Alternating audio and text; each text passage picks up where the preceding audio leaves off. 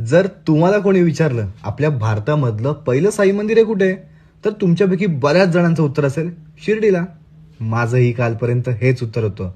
पण जेव्हा मला समजलं भारतामधलं पहिलं साई मंदिर हे शिर्डीमध्ये नसून आपल्या कोकणामध्ये आहे, तेव्हा थोडं आश्चर्यच वाटलं. तर ही व्हिडिओ आहे या साई मंदिराची. कोकणामधील कुडाळ गावात असलेल्या या साई मंदिराची स्थापना सन 1922 मध्ये झाली होती. आणि त्याच्या पाठीमागे स्टोरी अशी होती की या गावामध्ये श्री रामचंद्र रावजी हे गृहस्थ राहत होते.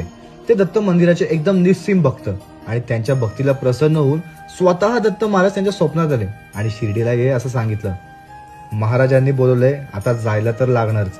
रावजी तडकाफडकी शिर्डीला गेले. तिथे त्यांना साई स्वरूपात दत्ताचे दर्शन घडले.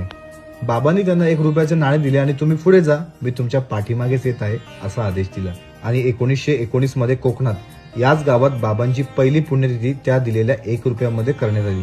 1919 मध्ये इथे झोपडी होती आणि 22 मध्ये म्हणजे 3 वर्षानंतर इथे मंदिराची स्थापना झाली. आता तुम्हाला कोणी विचारलं साईबाबांचं पहिलं मंदिर हे कुठे आहे, तर तुम्ही ते अचूक सांगू शकाल. पण ज्ञान दिल्याने वाढतं. माझ्याकडून तुमच्यापर्यंत आलंय तसं तुम्ही दुसऱ्यापर्यंत पोहोचवा. बाकी व्हिडिओ कशी होती कमेंटमध्ये नक्की सांगा. अशाच व्हिडिओ पाहण्यासाठी आपल्या चॅनलला फॉलो करायला मात्र विसरू नका.